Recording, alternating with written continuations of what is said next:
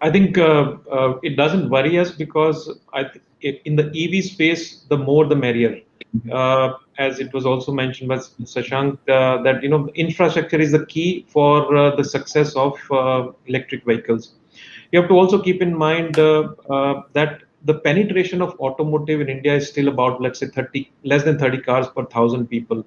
So there is a massive motorization which is yet to happen, and it's going to be an era of coexistence. So it's not that it's straight away is going to switch to electric vehicles.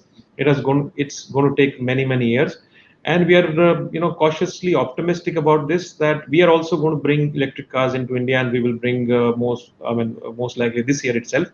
But we have to be very careful because customers do have this range anxiety, and we have to be very careful when we launch these products so that they're successful.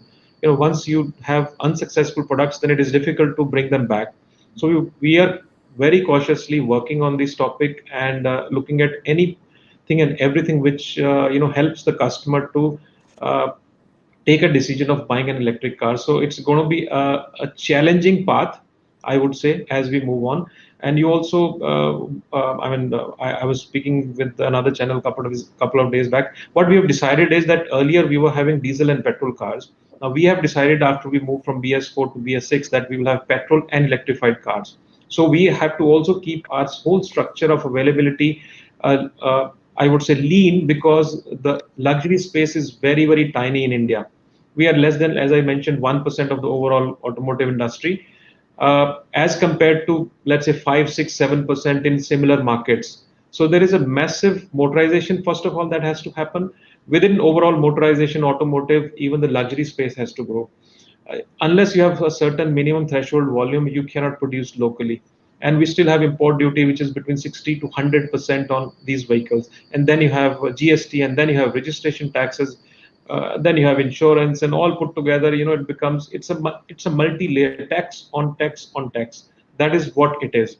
And all our customers are very well traveled, including you. I mean, you know how expensive these cars are any other part of the world. They're one of the most expensive to run. A luxury car is India. So unless that shell is broken and we come out of it and we grow with volume, I mean, if the volume is grown, the tax will automatically grow. But that's not the way it has been so far. And we hope some point in time we break that shell and come out of it, and start looking at volumes generating revenues rather than revenues generating the volumes. That's how it has been. So coming back to the point, we are very optimistic, but at the same time quite cautious about this, what way we approach this topic. But we are happy more players coming in on the electric side.